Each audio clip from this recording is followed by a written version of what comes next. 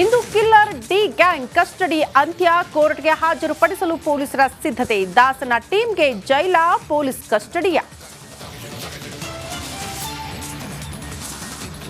Kaatera ಗ್ಯಾಂಗ್ಗೆ mobile ಕಂಟಕ fix, ಆರೋಪಿಗಳ mobile data retrieve. Renuka ಸ್ವಾಮಿ ಮೊಬೈಲ್ಗಾಗಿ ತೀವ್ರ ಶೋಧ.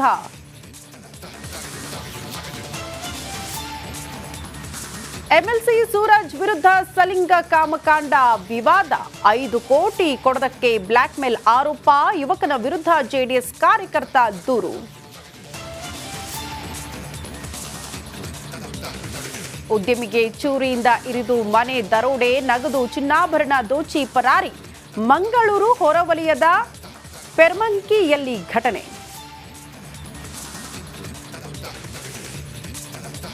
ಗದಗ್ನಲ್ಲಿ ಅವ್ಯವಸ್ಥೆಯ ಆಗರವಾದ ಸರ್ಕಾರಿ ಶಾಲೆ, ಜೀವ ಭಯದಲ್ಲೇ ಮಕ್ಕಳಿಗೆ ಪಾಠ, ಮಳೆ ಬಂದ್ರೆ ಸೋರುತ್ತಿವೆ ಕ್ಲಾಸ್ ರೂಮ್ಗಳು.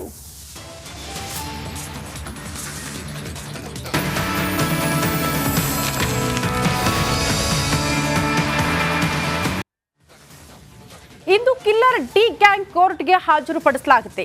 ಆರೋಪಿಗಳಾದ ದರ್ಶನ್, ವಿನಯ್, ಧನ್ರಾಜ್, ಪ್ರದೋಷ್ ಕೋರ್ಟ್ಗೆ ಹಾಜರುಪಡಿಸುವುದಕ್ಕೆ ಸಿದ್ಧತೆಗಳನ್ನು ಮಾಡಿಕೊಳ್ಳುತ್ತಿದ್ದಾರೆ ಪೊಲೀಸರು. ಕಸ್ಟಡಿ ಅವಧಿ ಅಂತ್ಯ ಆಗಿರುವ ಹಿನ್ನೆಲೆ ಮಧ್ಯಾಹ್ನ ಕೋರ್ಟ್ಗೆ ಹಾಜರುಪಡಿಸಲಾಗುತ್ತೆ. ದರ್ಶನ್ ಸೇರಿ ಆರೋಪಿಗಳು ಜೈಲಿಗೆ ಶಿಫ್ಟ್ ಆಗೋ ಸಾಧ್ಯತೆ ಇದೆ. ನ್ಯಾಯಾಂಗ ಬಂಧನವಾದರೆ ಪರಪ್ಪನ ಅಗ್ರಹಾರ ಜೈಲಿಗೆ ಅವರನ್ನ ಶಿಫ್ಟ್ ಮಾಡಲಾಗುತ್ತೆ. ಕಸ್ಟಡಿ ಅವಧಿ ಅಂತ್ಯ. ಇವತ್ತು ಮತ್ತೆ ಅವ್ರನ್ನೇನಾದ್ರೂ ಕಸ್ಟಡಿಗೆ ಪಡೆದುಕೊಳ್ಳಲಾಗುತ್ತಾ ಅಥವಾ ನ್ಯಾಯಾಂಗ ಬಂಧನನ? ಒಮ್ಮೆ 6 ದಿನ, ಮತ್ತೊಂದು ಸಾರಿ ಹಾಜರುಪಡಿಸಿದಾಗ 5 ದಿನ, ಮತ್ತೆರಡು ದಿನ ಬೇಕು ಅಂತ ಕಸ್ಟಡಿಗೆ ಕೇಳಿದ್ರು ಪೊಲೀಸರು. ಅಂದ್ರೆ ಸ್ಪೆಷಲ್ ಪಬ್ಲಿಕ್ ಪ್ರಾಸಿಕ್ಯೂಟರ್ ವಾದ ಮಂಡನೆ ಮಾಡಿದ್ರು.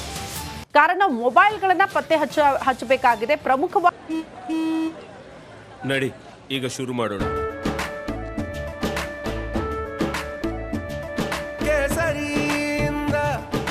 ಮನೋಲ್ಲಾಸ ಮನಸ್ಸು ಮತ್ತೇರಿ ಕುಣಿದಾಡಿದೆ ನೋಡು, ಮನಸ್ಸು ಮತ್ತೇರಿ ಕುಣಿದಾಡಿದೆ ನೋಡು.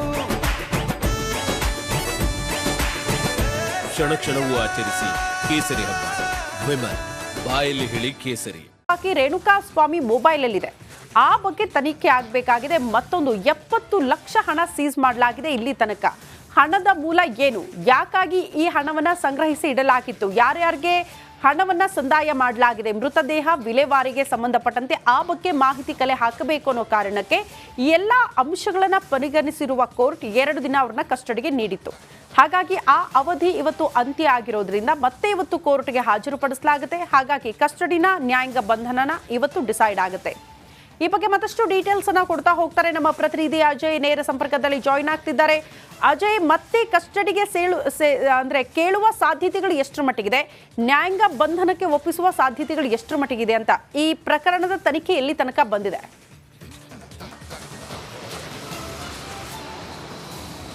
ಶ್ರುತಿ, ಖಂಡಿತವಾಗ್ಲೂ 90ರಷ್ಟು ಭಾಗ ಇವತ್ತು ಬಹುತೇಕವಾಗಿ ಇನ್ನುಳಿದ ಎಲ್ಲ ಆರೋಪಿಗಳಿಗೂ ಕೂಡ 4 ಜನರಿಗೂ ಕೂಡ ಜೈಲಾಗುವಂಥ ಎಲ್ಲ ಸಾಧ್ಯತೆಗಳು ಕೂಡ ಹೆಚ್ಚಾಗಿರುವಂಥದ್ದು. ಅಂದರೆ ಯಾವುದೇ ಮರ್ಡರ್ ಕೇಸ್ ಆಗಿರ್ಬೋದು, ಅಲ್ಲಿ ಏನೊಂದು ಮ್ಯಾಕ್ಸ್ ಟು ಮ್ಯಾಕ್ಸ್ ಅಂದರೆ ಒಂದು 3 ದಿನದಿಂದ 4 ದಿನ ಮಾತ್ರ ಆರೋಪಿಗಳನ್ನ ಕಸ್ಟಡಿಗೆ ತೊಗೊಂಡಿರುವಂಥ